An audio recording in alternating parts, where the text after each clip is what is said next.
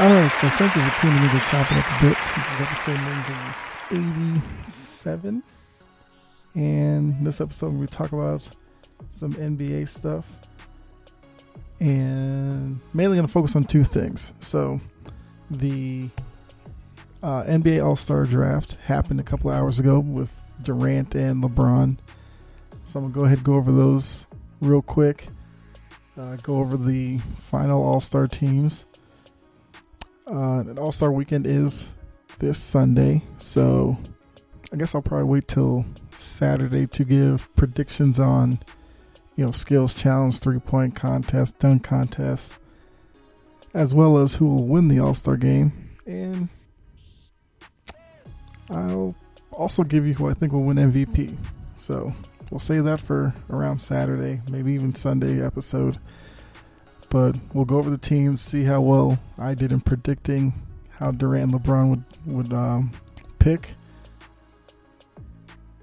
But also want to talk about the Hawks and the situation with Lloyd Pierce where, he was fired and Nate McMillan became the interim coach a few days ago.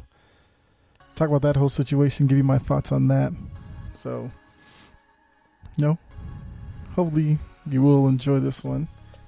I think it should be a good one. And if this is your first episode that you are hearing, appreciate you joining in. You go ahead. Well, I guess after you hear it, you can go ahead, hit like or subscribe, all that good stuff. But let's go ahead and get started. So, like I said, the NBA All-Star Game, Sunday. We found out who the starters were last week, and we found out who the reserves were going to be. So now we had to wait until tonight when LeBron and Durant were going to draft their teams. And I still like this format, the whole playground feel to it. Two captains just picking their guys. Creates interesting matchups, of course, because you're crossing conference lines and all that. So, just to recap it real quick, well, I guess just to bring you up on what to know. So they had to pick from the starters first, and then before they went to the reserves. And the starter pool had, Doncic, Jokic, Kawhi, Kyrie, Giannis, Curry, Beal, Embiid, Tatum, who's a replacement for Durant, who's not playing. But we did learn that Durant was still going to draft his team. And LeBron, of course.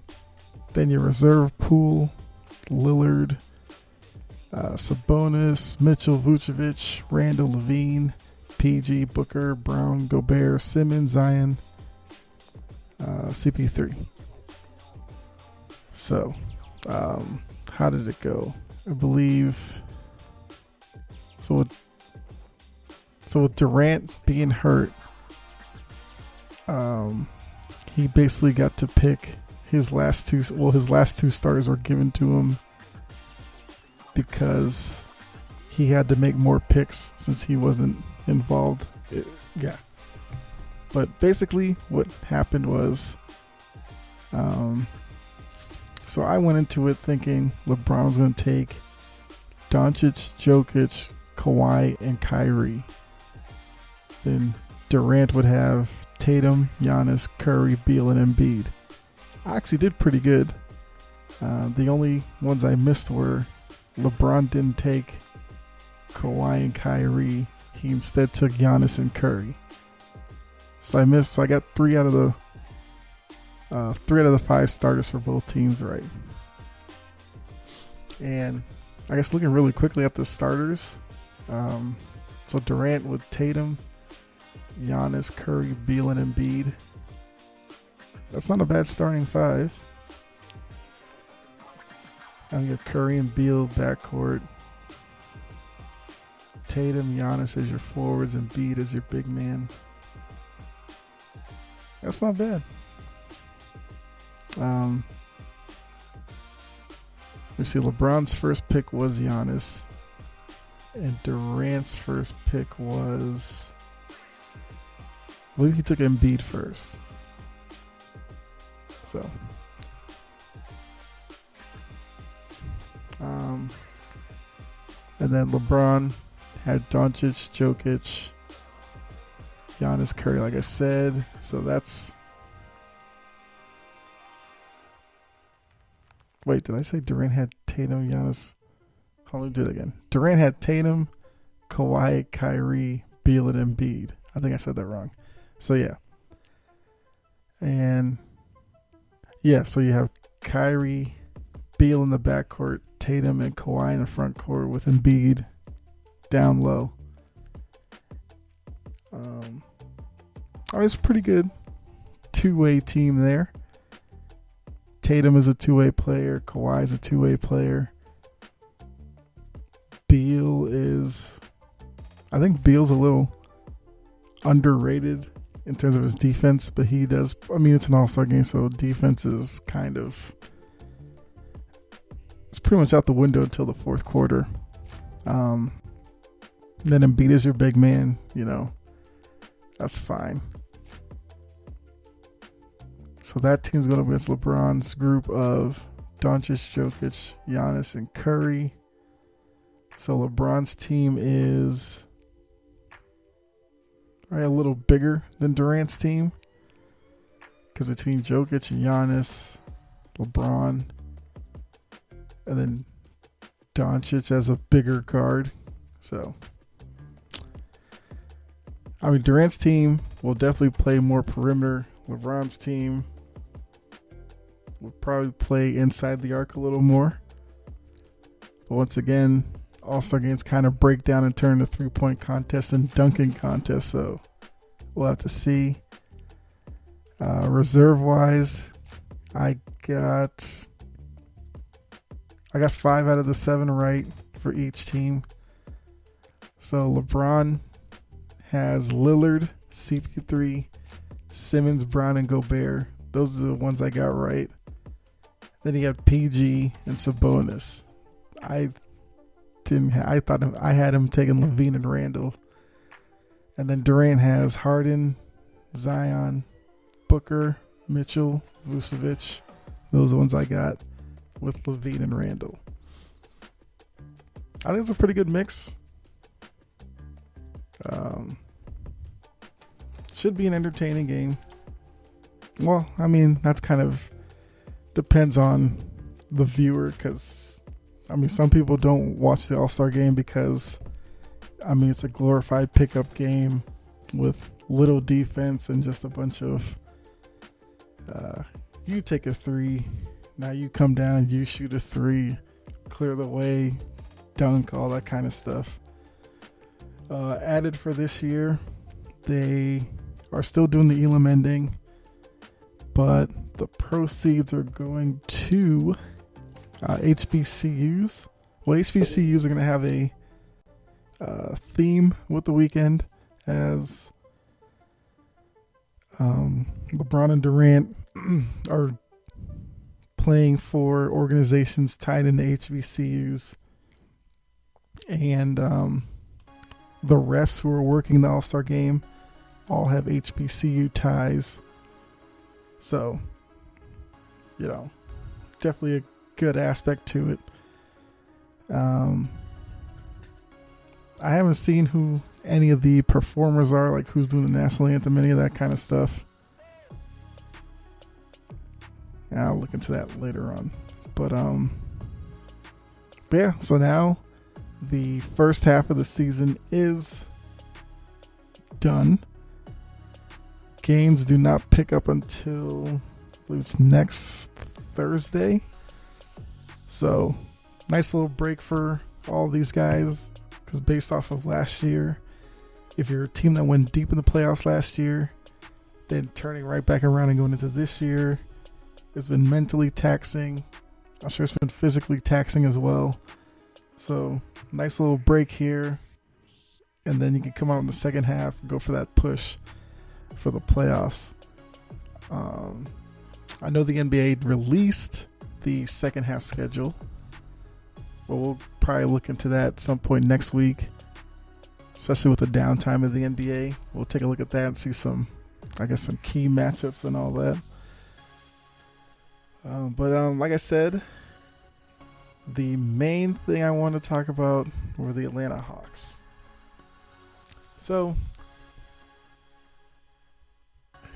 when I saw the breaking news on ESPN that Lloyd Pierce was fired, my first, expression was, he was 63 and 120, so it's no big deal. But I do think, as weird of a situation has been this year and the second half of last year, I kind of thought that it'd be the wrong time to really fire coaches. But it's not to say that Lloyd Pierce was the first coach fired, of course, because I believe Minnesota fired their coach early in the season, and that was Flip Saunders' son. And I thought that move made no sense as well, because I think it was his first year, and he just got Anthony Edwards, the rookie, and all that kind of stuff, so they struggled. I didn't see the point of firing him. But each team is going to do its own thing. Now, some teams can't get out of their own way. But like I said, I'm going to focus on the Hawks with this one. Because one, I always said the minute that the Hawks brought in Nate McMillan, they kind of set the timer on Lloyd Pierce. And as I said several times, I live down in the Atlanta area, so I heard all this stuff before the season where a lot of the media people and all that down here, even national TV analysts and all that, they all thought that the Hawks were going to be a playoff team this year. Not saying that they weren't going to be one under Lloyd Pierce, but it might have been they'd have to go the play-in route. And if you look at, I guess, the roster that they have, the moves they made in the offseason, that's not kind of the perception of what they should be. I believe to most people, they should be a top 6, especially in the East, where, the East every year gets knocked down as being weak or whatever. And, even though I will say that past couple of years, the Eastern Conference has definitely been rather competitive for pretty much all of the year, but I get it. They're still kind of dealing with the stigma from back when, LeBron was like 9 finals in a row in the East. So the East is still being seen as weak. And now with LeBron out in the West with the Lakers and all that, the Lakers and the Clippers, Mavericks, teams like that, it's seen every year as the West is just leaps and bounds better than the East, which I think is kind of phony, but to each is their own with their opinion. But so just looking at it, the Hawks are right now in 11th, so they wouldn't even qualify for the play-in game if the season ended today, which it doesn't.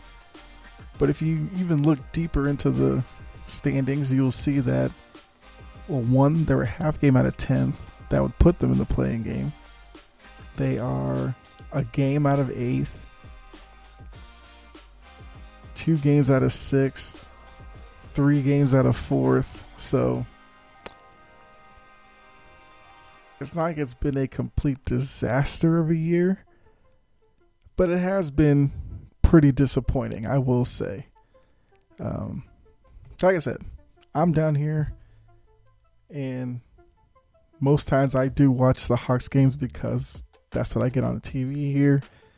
Outside of the national games, of course, but I just watch them just to see whether they're really building towards anything, because we know that they had their time in the 80s and in the early 90s with Dominique, Steve Smith, that crew.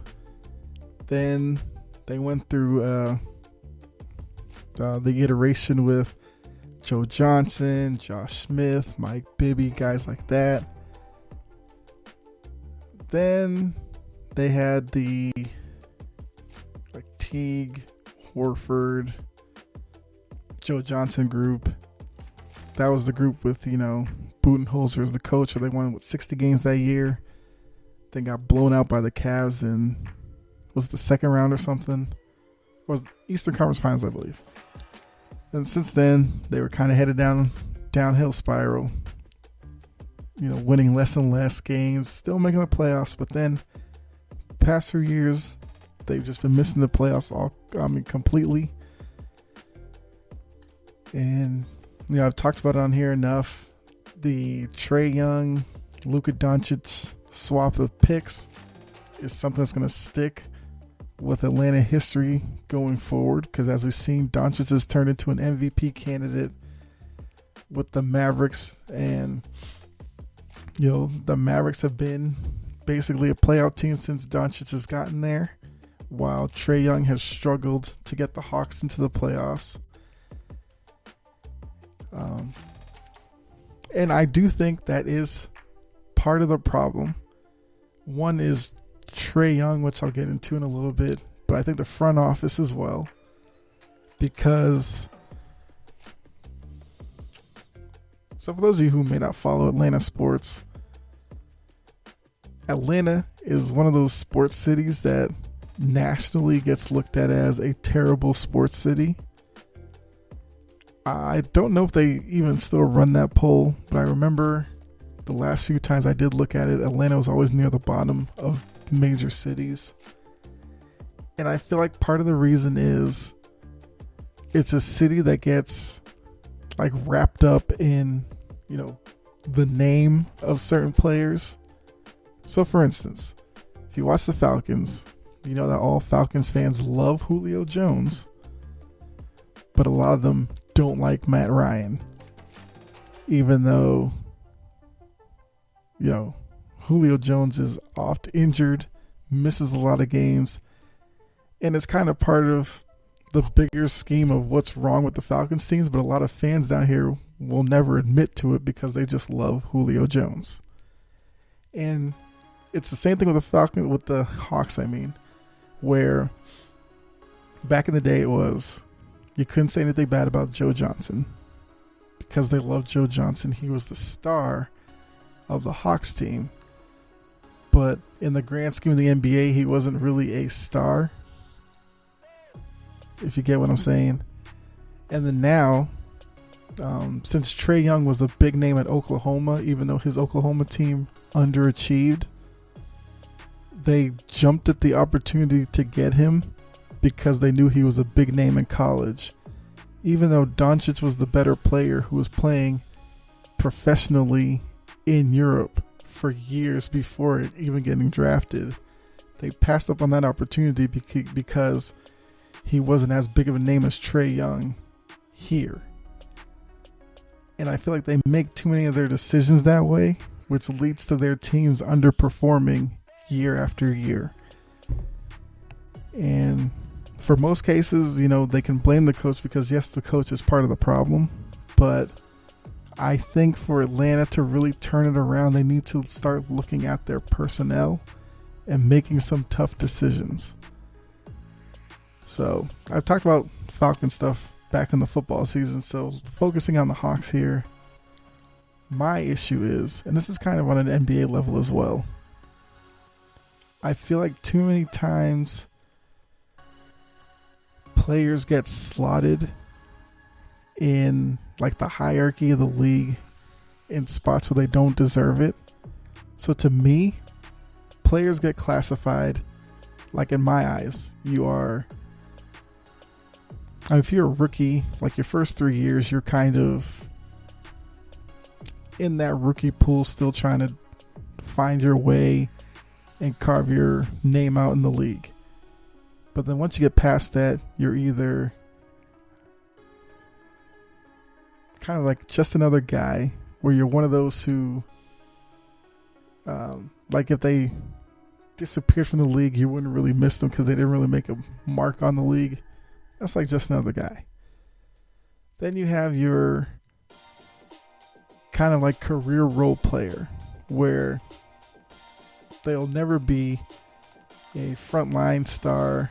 They may not ever be a starter in their career, but they carve out a career as a guy who may bounce from team to team, fills a role, does that role well, is always in some team's rotation, but they may be the 8th or 9th guy, not really like a 6th man, if that makes sense. Then you have your let me see, how does it go? Then you have your players who are kind of like fringe starters, but more like 6 men. And those are guys who, may put up good numbers as a 6th man off the bench because they're going up against other bench guys. But if you put them in a starting lineup for a while, you kind of see them get exposed. So they're kind of stuck at that, where they are, I guess you call them like a, pretty decent player. Then your good and very good players are the ones who are, may play on a bad team, put up big numbers, but doesn't really translate to wins. So there's not really that much. They don't really have that big of an impact on the team in terms of success. Those are your, pretty good players. Then above that are your stars. These are guys who, might be the number 2, number 3 guy on pretty good teams, but they're not like the alpha dog. Like if you're an alpha dog on your team, that's in your reach. Superstar status, and as the alpha dog, your team is in contention a lot. So I think too many people put too many people in that superstar category or even star category that don't deserve to be there. And it's, for some reason, at some point, Trae Young was put up in that category, even though I don't think he's there yet. You can't be a superstar, while on a team that's constantly picking high in the lottery. It just doesn't work that way. If you're going to be a legit star in the NBA in a league where it's so talent driven, it's so much of a one-on-one game in terms of there's one ball, so if you have the ball in your hand, it's you and the guy guarding you for most of the game. If you cannot consistently win that matchup, then your team's probably going to suffer. And for Trae Young as a point guard, he has the ball in his hand more than anybody on the Hawks. And like looking at Hawks players, who could you say has really benefited from playing with Trae Young? I mean, if you think about it, he's played with John Collins. I wouldn't say Trae Young has made John Collins any better. If anything, I feel like John Collins isn't even getting used the right way in Atlanta with Trae Young. You have Clint Capella. Clint Capella was already established who he was in Houston, so that's not really on Trae Young. Who else is on the team now? With Gallinari. Gallinari's been around for years before Trae Young. So the guys I think Trae Young could have had an impact on, you have Cam Reddish, who has not lived up to his draft level coming out of Duke. DeAndre Hunter. I mean, Hunter's been pretty good. And now, he's only been pretty good like this year. I think it's his 3rd year. I don't know. But he's also hurt, so we don't know. Kevin Huerter. I feel like Kevin Huerter could be used differently and could have more of an impact. So the main thing is, it seems like because of Trae Young's inflated status around the league, the organization has turned the Hawks into, the organization has tried to turn Trae Young into like James Harden or I guess Steph Curry, where, probably more James Harden, like those Rockets teams where it was basically Harden had the ball, dribbled forever, and looked to make a play for himself. And then only in like the last possible second, he may try to make a play for somebody else. But basically the offense was centric to him. And like I could see with Harden, because Harden has shown at times where he would put up, big assist numbers and score a lot of points and all that, but this team will win. At least in the regular season, we've all seen his shortfall when it comes to the playoffs, not making it to a final. Well, not being able to take that Rockets team to a finals. But I think for Atlanta to turn the keys over to Trae Young so early, I feel like it's been part of the mistake. And it seems like no matter which coach they bring in here, it's always going to be Trae Young first, then the coach and their system. So like I said, not saying Lloyd Pierce, was a great coach or anything, but there was a report that some of the Hawks players went to management and requested Pierce getting fired. So that leading into the whole inflated status of certain players. I get that the NBA is a players' league, but I think it has gone too far off the rails where I think too many guys have too much say in what happens with certain teams. So when that happens, the whole, players calling their shots and stuff, I feel like that should be limited to certain people. If LeBron wants to tell the Lakers to bring in a certain guy, fine. LeBron has, put in work in the league, has some rings to his name, stuff like that. He can do that. If Durant wants to do that in Brooklyn, fine. Durant is an elite level player with rings. Steph Curry, fine. He has rings. Kawhi Leonard, fine. But when it gets down to guys like, Trae Young or, let me see who else. Who's another guy who has say or, I don't know. I can't think of them right now. But a guy like Trae Young, because I'm assuming he was one of the players who had to say something. Because if it wasn't him, then we'll have like a real problem with the whole Atlanta structure. Because when I read that, I assumed Trae Young, I guess John Collins, maybe Rondo. And that's if it was even 3 players. But those are the 3, I guess, on the Hawks I could see making that request and then the ownership listening to them.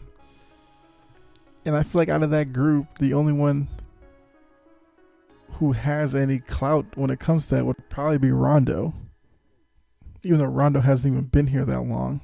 But Rondo has rings with the Celtics, Lakers. He knows what it takes to win. If he sees that Pierce can't do it, fine. But guys like Collins and Young, what do they know about championship level basketball or anything like that? And I think some of these organizations need to be empowered to tell some of these, to, I guess, be empowered to not sit here and have to accommodate to these guys who don't deserve it before they do. Because all these teams do this because they're afraid to lose their, elite player on their team or fan favorite, stuff like that. Which I think is a joke. But, like I said, big Boston sports fan. So I watch the Patriots, and what's the one thing you hear about the Patriots? Oh, Bill Belichick is not afraid to cut a guy or trade a guy who may be a fan favorite because he understands what he wants to do that's best for the team.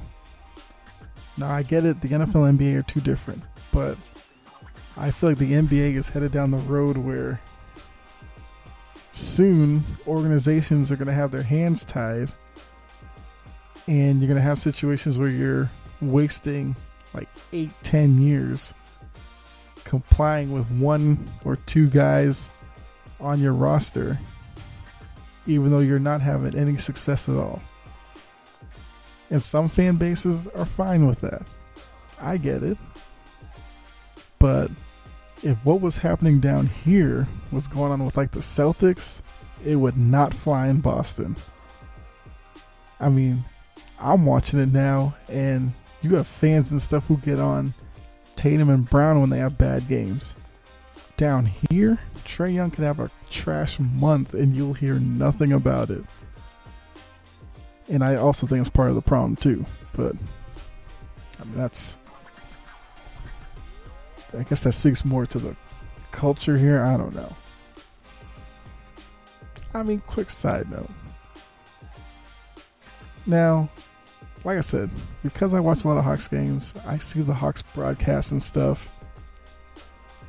The broadcasters here and the media people here need to learn how to be critical of teams here, because they treat the players here with kid gloves, and maybe that's why there doesn't seem to be like a real urge for some players here to feel like they need to win to be looked at as a star. I don't know, but I mean, like, listening to a Hawks broadcast, you would think this was some like great winning tradition. The way that they speak glowingly about them when they win, or even if they lose, they'll talk about great effort and all this kind of stuff. And it's like, come on, we are past that. At some point, especially with each year that Doncic does what he does in Dallas, there has to be some pressure put on Trae Young to do something here. Because all Trae Young has been down here is a guy who will score 30, 35, 40, and the team will very easily lose those games. So what impact is he really having? And as a point guard, it should be a lot more. Just saying. So, overall point was,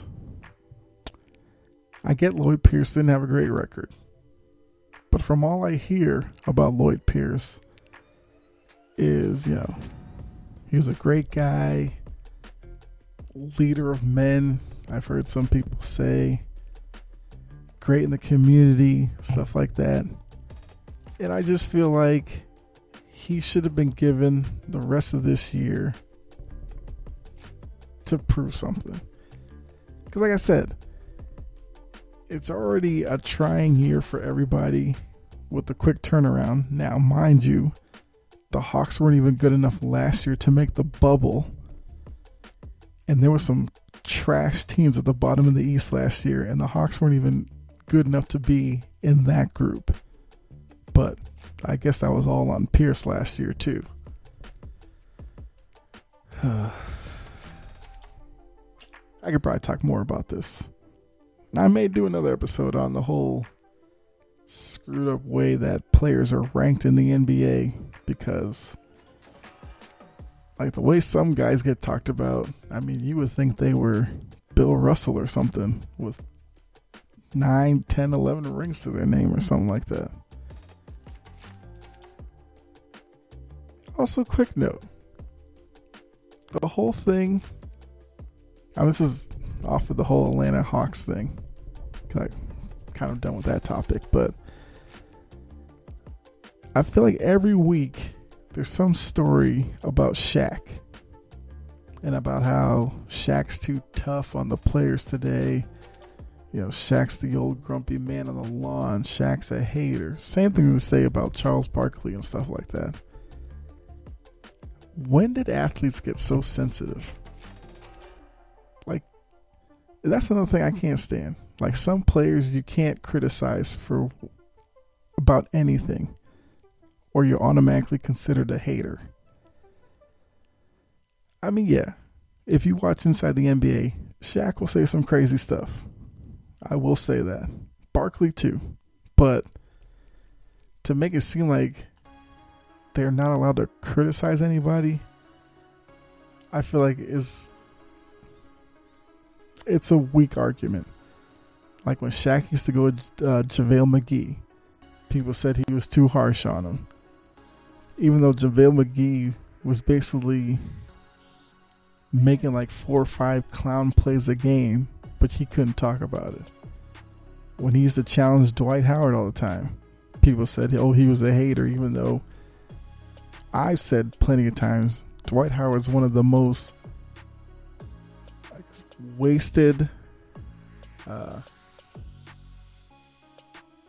talents that the NBA has seen in a while, because he should be so much better than how his career turned out. And a lot of that is on him for not putting in the work. But can't say anything about that. Who else did he talk about? He's challenged Rudy Gobert. Although I think Rudy Gobert has been fine with it. He said he uses it to fuel him. He's had some stuff to say about Joel Embiid. Some people didn't like it. And I'm just like, really? I mean, what's the problem? I mean, you're an athlete. You're not going to be liked by everybody. So the one person criticizing you is what you're going to focus on. Whatever. To me, I like hearing Shaq do that kind of stuff. I like hearing Barkley speak his mind. Even Kenny. Well, basically the whole Inside the NBA crew. I like when they give you honest opinions on people. That's the way it should be. But apparently, this day and age with, players only being told how great they are and, playing AAU and dominating and all that kind of stuff, I guess they can't handle it. I don't know what it is, but it's just weak to me. So, yeah, I just wanted to say that real quick. And, yeah, I think we can kind of wrap it up on that point. I may touch on some of that a little more in a different episode. I do have some thoughts about that. In terms of, like I said, players who are seen as like a superstar when they're not even close to it, star on down. Players and even some fan bases that get real sensitive when you talk about them. I'll talk about that as well. But like I said, that's for down the road. So hope you enjoyed the episode. Let me know. Like I said, you can follow the show on Twitter at Chompin Podcast. Follow the show there. Interact with me. Let me know. I guess you could let me know, who do you think will win on Sunday? Team LeBron or Team Durant? I'll probably put a poll up there tomorrow. So go there. Let your voice be heard. You can even leave a comment as well. I will also do polls on 3-point contests, dunk contests, that kind of stuff as well. You can also let me know, do you agree with me that players seem to be more sensitive now than, maybe in the 90s or in 2000, or of course before that, but maybe social media has something to do with it. I don't know. What else? You can also let me know any topics you want me to talk about. Definitely do that. And yeah, so wherever you are listening to this podcast, whether it's SoundCloud, Spotify, whatever, Audible. Actually, I was looking at the stats. I think the 3 biggest places are Audible, Apple Podcasts, Google Podcasts, and SoundCloud. I mean, it is available everywhere else, but go ahead, hit subscribe, like, and that way whenever I upload an episode, you can get notified and listen to it right then. But yeah, so with that, thank you for tuning in. Hope you enjoyed it. And as I say, be safe. God bless. I'll catch you next episode where I'm not sure what we'll talk about, but we'll probably talk more All-Star stuff. Yeah, I'll probably next episode talk about the 3-point, all that stuff. We'll get into that, make predictions and all that good stuff. Plus, talk about some college basketball, because I'm sure some of you out there fill out brackets like I do. And this has been a weird year in college basketball, so I'll start, because I have started, watching a lot more college basketball recently to get ready for the tournament. So I will talk about some of that, about some teams I've noticed who could be teams to watch in the tournament. We'll talk about some of that, but yeah. So depending on what time you're listening to this, hope you enjoy your evening or your morning. Just enjoy your day. And yeah, we are on our way to episode 100. So definitely stay tuned for that. But like I said, catch you next episode. All right.